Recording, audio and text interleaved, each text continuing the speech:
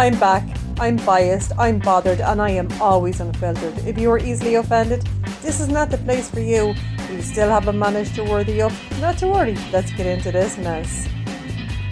Before we get into today's recap, I do have to give a PSA because I may have been wrong about something and I do have some controversial takes. Anyway, we'll get to them in a sec. So, this is the honeymoon with Kody and Robyn. So, we're with these two in the honeymoon suite in San Diego, where I have never been, but I would like to go. I don't want to stay in this honeymoon suite though because it looks like a block of flats. Actually, this looks like a bedsit of some kind. But I want to tell you what Robyn is wearing on her honeymoon, okay? So she has a short sleeve pink, brown, and white stripy top.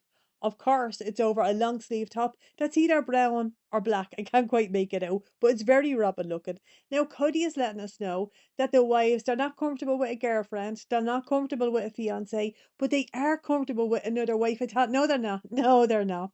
Anyway, this is all filmed between the OG family, the honeymoon suite, and the red velvet sofa, which I haven't seen in ages and I do actually love. But when we're on the sofa, okay, it's the OGs, and then we have Kody and Robyn on the sofa. I thought it's very telling, very, very telling. So, according to Robyn, okay, she asked her mother to take care of the kids while she was on honeymoon. I thought, why? Like, that's defeating the purpose of like the sister wives. Like, I thought that they were wanted to be in this kind of a family so that all the kids would have loads of mammies like all the time, you know. But not her. Like, she even from the beginning, like, she didn't get how it was supposed to work. Now, Mary did ask, could the sister wives take the kids for a couple of days? Now, I'll tell you what, Mary's smart, right? Because this is still season one. Like, they had no idea that they were going to be still filming, like, season 20. So Mary's like, yeah, I need to give, like, the camera crew a reason to be here. Yeah, let them see, you know, that this is what we do. You know, we are sister wives. We are going to look after these other kids, you know. But we're here from the wives on the sofa. Just loads of purple going on, an awful lot of purple, and they're talking about the honeymoon. Everybody is pissed about this, right? Janelle is mostly pissed, okay? Now she's saying that 11 days is just too much. She does let us know she's not bothered about Robyn, right? She says, I like Robyn. I don't care like that she came into the family. She's just annoyed about the 11-day honeymoon because Kody does have a very big family. I will say, right, up until now, I think Kody was somewhat of a decent father. Now, I know that's controversial, all right? I'm not saying he was in any way good, but decent. At least he was there every now and again, you know? Like in comparison to now, you know, I know it's a bit of a stretch, but he was an awful lot better then, like than he is now. That's what I meant by it. So we're hearing from Mary. Now she says that over the last year there has been a lot of emotions, acceptance, and love. I know that has. I know that has Mary. I see the way you look at Robyn. But she also says like that she's suffering from jealousy. Do you know what? This religion sounds crap to me. It really does. Anyway, she's also pissed about the 11-day honeymoon. So we're back with these two, and like they're in, he has the goddamn convertible with him, okay?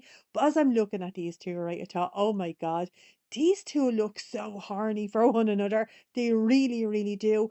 And I know this is controversial, okay? But I don't believe that they were banging like before they got married. Now, I know he wasn't just driving all the way down there like to hold her hand. So I think they may have been doing like the Mormon soak or like the poophole loophole method. But I don't think they were banging because I'm looking at them, okay? And these two look like they're going to eat each other like they really, really do. Anyway, they're telling us, right, that they didn't bang basically before they got married. But we're not saying bang, of course. We're saying the marriage act. Oh, and then Robyn says, right, that she reckons that if Kody kept his morals high when courting like the previous wife, that the previous wife has nothing to worry about, okay? With the new wife, I thought this is all crap. This is all crap. Because Kody like wasn't a virgin when he got married. And Robyn, you are knocked up. That's why you had to get married. These two have no room to be talking about anybody's morals, you know? Now, Robin also says that there's areas of their lives that the sister wives don't ever discuss, and they're just things like that they don't know, like about each other. And I thought, you know everything about these. You know about the stretch marks. You know that our heifers like with our weight gain, and you also know about the massages. So you know everything about these women. You know she's such a lying cow. Anyway. Cody reckons, right, that because they waited to bang, like that the wives like really trust him, and apparently trust in a relationship is the crown jewel. I thought, hang on a second, Cody Brown. I thought it was respect, because you have recently said don't bother with the love, like if you haven't got the respect. So make up your mind, you know. Anyway, the wives are saying like basically that they do trust Cody. Don't know why, but that's what they're saying. Now, Robin believes, right, that when they get married in their religion, they're going to be together for eternity. I thought, well, you're wrong. You're very, very wrong. But according to them, right, all the wives and all the kids will be together for eternity. I think that's why they get like the planet or something. I don't know. Don't care anything about that. But anyway, that's according to her, right? Well, I mean, she's going to that planet on her own because Christina's not going with her. Janelle is not going with her. Well, the flowers in the attic, they'd be the only people on that planet would be Robyn and the flowers in the attic and KODY. That's it. Like that's basically who's gonna be on their planet. Anyway, KODY reckons that God told him and the whole family that they all belonged together. And I thought, well, God may have said that, but Christine certainly didn't because she told you. She told you from the beginning that she didn't want Robyn. She was happy with her life.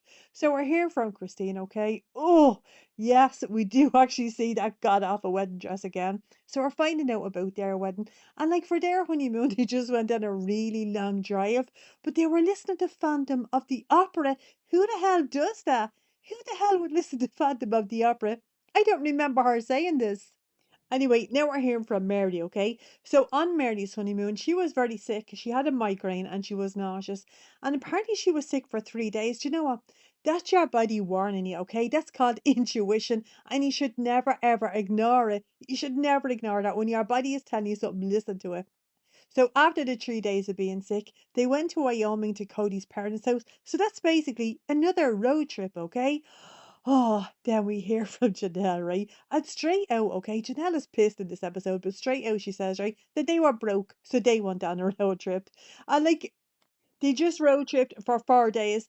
But I will have to say, Janelle is fuming. Like she's fuming here. I can tell that she is.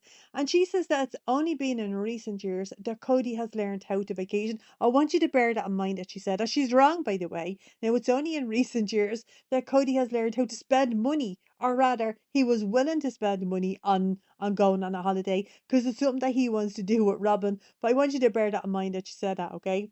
Anyway, the wives are basically all agreeing that Robyn is getting a very different husband than what they got. When she had to have like the bigger wedding, the better everything, the better honeymoon.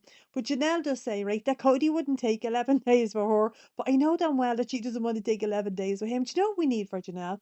We need a long distance truck driver. That's what Janelle, preferably a religious person who's a long distance truck driver who can just pop it into her every once in a while. That's what she would love, right? But then we find out that Mary's trip to Mexico, okay, was for 3 days. Do you remember she went on a trip to Mexico for her wedding anniversary? 3 days. But they've just told us, okay, that it's only in recent times that KODY has learned how to do the holidays. But yeah, here we have Mary, like 3 days for your 20th wedding anniversary. Oh, anyway, so we're back in San Diego, okay, with KODY and with Robyn, and these two are going to learn how to surf. Now, Robyn says that surfing has been something that was on her life list. I think Y for Wyoming, Robyn, means a bucket list, okay? But KODY thinks this is just mind blowing, right? Because before he knew that it was on her life list, it was always something that he wants to do. And I thought, well, that's not unusual, like especially if you're at the beach, if you're in a surfing area, generally people will want to surf, right?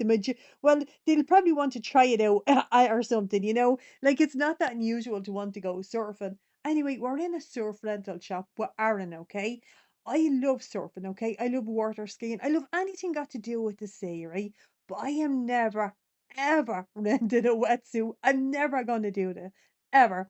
So the guy in the surf shop, okay? He's very surfer looking. He has like the blonde dreadlocks. He's all chill and cute. I guarantee you, this is what KODY thinks he looks like. He doesn't look a bit like him. Anyway, so we're back with the OG family, the losers basically, who never get to go anywhere. And what are this family doing? Yeah, they're gonna just like have a picnic, okay? So Janelle is reckoning that the kids aren't excited because like they're teenagers. I thought no, these kids are not excited because they know that their father is balls deep in some chick having a great time learning how to surf like on his holiday. That's why they're in bad humor, Janelle. That's why. Oh, anyway, we're back with these two on their honeymoon, okay? So they have their surfboards, they're in their swimming togs and their wetsuits. Now, here's my other controversial take, okay? I have to say, these two look really, really good. Robyn in particular looks great here. She really does. She looks like she does a lot of yoga. what the hell happened to this woman? What happened to her? And also, Cody, I'm telling you, he's not that bad. I was expecting like a lot of jiggly bits, but there's not. There's not. I don't know what I was expecting, but it wasn't this, okay? It was not this. Anyway, for the picnic, we're going to bring a whole load of food with us. I thought, why? Just get a few packets of Tissot, get a batch of loaf and a flask of tea. I don't understand any of this because they're packing up so much stuff like to head out for this picnic. I don't understand why. Anyway, back in San Diego, okay? So these two are trying to surf with some Quentin Tarantino style music in the background. Now, Cody does manage to stand up on the surfboard for like a millisecond, okay? Which is normal, like, because they're only learning. But then he decides, like, he's just going to walk along the beach, like, on his hands. This guy loves the camera. He loves the camera. This guy loves the attention. Anyway, then we see Cody, right? And this scene of him picking Robin up and he puts his head like right into her crotch. So the full beef is just like right in his face, you know, just right in the face. This is part of the reason I would never ever rent a wetsuit. Never gonna happen. Anyway, the way they're doing this, all right, that's what leads me to believe like that they didn't have sex. Now I know I said the poop hole, loophole, the Mormon soak, all those kind of things, right? But I don't think that they were actually having like, just regular sex because they're mad for each other here. Anyway, we're also going to go to the San Diego Wild Animal Park. Do you know, I was thinking the brown kids would have loved this. They would have really loved this. Also, why the hell are two grown people like on their honeymoon going to like a wildlife park? Now it's very obvious that Cody is very much in love with Robin here. She is his midlife crisis, like she really is. Like he's hugging her and he's kissing her, like he's biting her ear and he's walking with his arm around her. I thought, oh my God, I guarantee he never did this with the OG3. Never, never. Also, how the hell do people walk like that? I've no idea. Also, it would drive me absolutely and utterly mad. So we're meeting our tour guide, and her name is Josie. Now, this tour guide, all right, basically everything is focused all around sex, right? And like how the animals mate. And Robin is telling us, because of course she does, that Josie didn't know that they were polygamist. I thought, Robin, Josie doesn't give a shite. Josie wants to get her name on the telly and Josie wants to get booked to do this more often. That's what Josie wants. She doesn't care like who you are. The woman just wants to get her name out there and get herself paid, you know? Because like this is her job.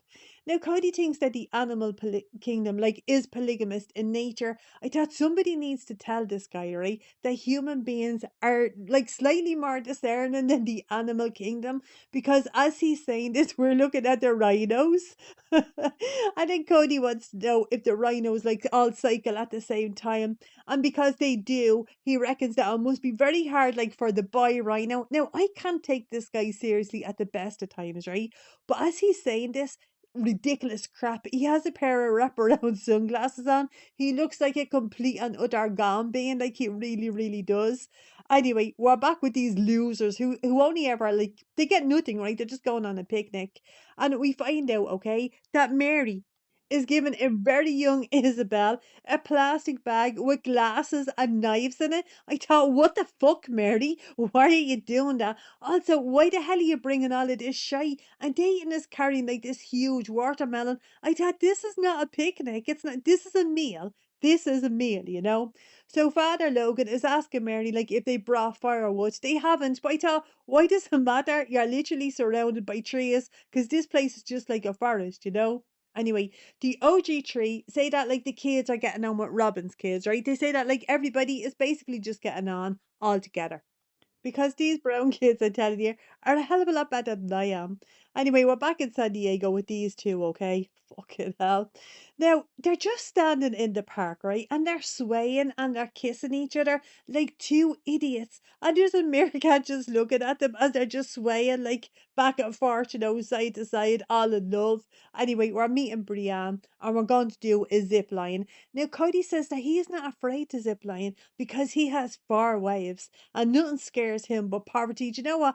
Poverty scares me too. That's why I do not have 4 wives, nor do I have 13 children. Do you know what I mean? That's why I don't have any of that. And by the way, if Cody is so worried about poverty, right, he should have his arse at home and he should be in work and he shouldn't be on an 11-day honeymoon in San Diego, like going around this place, you know.